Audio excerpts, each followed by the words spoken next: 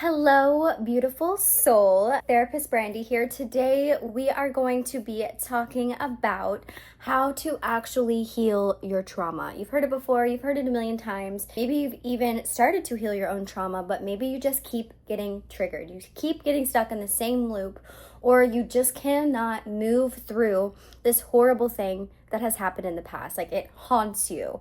It feels like a dirty, nasty pit in your stomach that is painful and is hard to move through. So we're going to talk about that today. So if you're feeling triggered, if you're feeling exhausted all the time, if you can't seem to heal from this, there is nothing wrong with you. First and foremost, trauma is not just something that happened. Trauma is something that your body is continuing to carry. So today we're talking about real trauma healing from a therapist who has actually been there. I have experienced trauma. I'm still working through my own trauma. I have this little shadow work journal that I'm currently working on, and I'm going to give you some tips that not only has helped me, but have helped many of my clients as well. So let's get into it. So let's first talk about what is trauma. Trauma can really be anything, and it's a very personal thing. So trauma is not just what happened, but it is how your system responds when it doesn't feel safe. Trauma can actually get trapped into your body, and especially if you had trauma as a younger child, it actually changes the way in which our nervous system develops. And our nervous system can have this switch that is always turned on, feeling like things are unsafe, feeling like there is danger, feeling like there's this thing that has just affected you that is deeply rooted into your body and your mind and your nervous system. So there's different types of trauma. There's acute, developmental trauma, complex trauma, family trauma, so many different types of trauma. We won't get into that today. But you don't need like a capital T trauma to be affected. So a lot of times in therapy, we have like little t and big T traumas.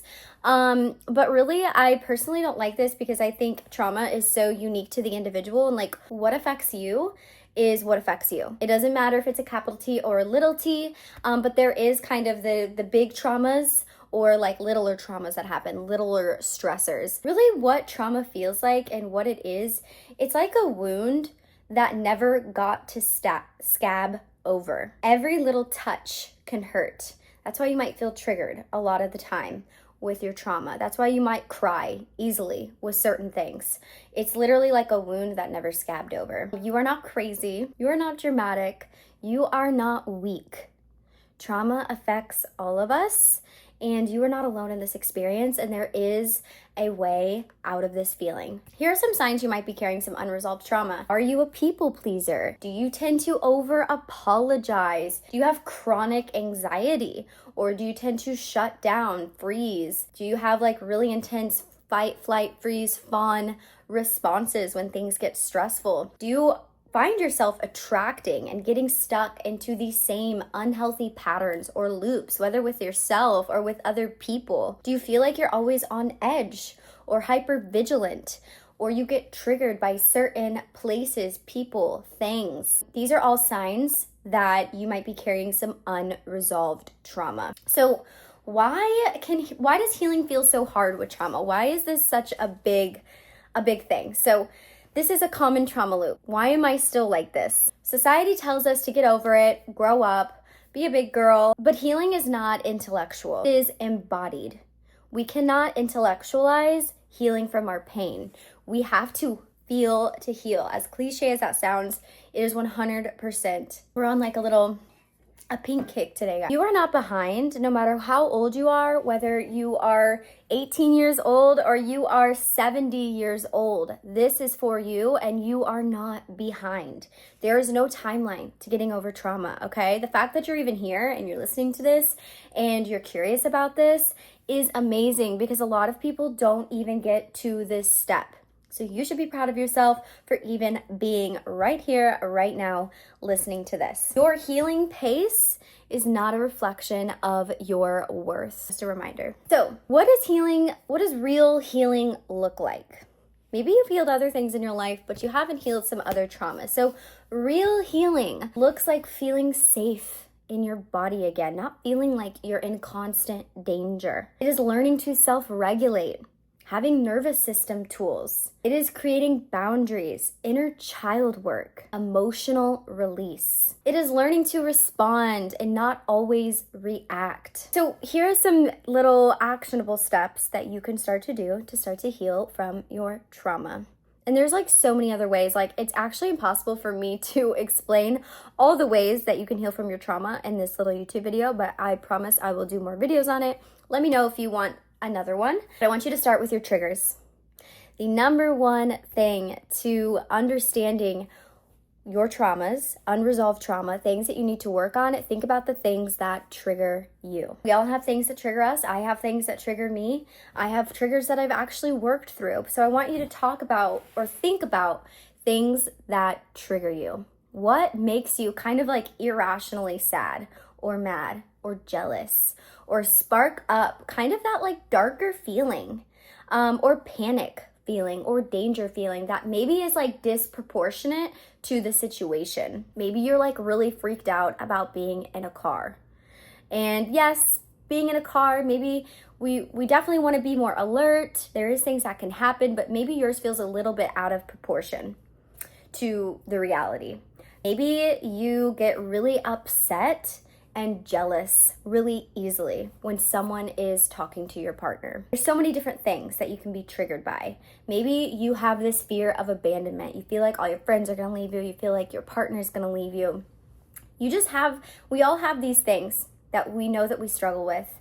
And I could say all the examples in the world, but I know you know at least one of those things are for you. So you need to sit with that. Gain awareness. Awareness is the first step and is sometimes the hardest step. So whenever you start to gain the self-awareness and you're getting to understand your triggers, start getting to the root of your triggers. Where is this coming from? Is it a lack of self-worth? Is it a fear of abandonment? Is it my anxious attachment style? Is it lack of confidence in myself? Is it because I never resolved conflict with this person? Is it because this person died? Think about your triggers and think about the reasonings behind your triggers. What happened to you? What happened as a child? What beliefs did that cause you to have? Start to explore this. Then start to self-soothe. So self-soothing, I am safe now.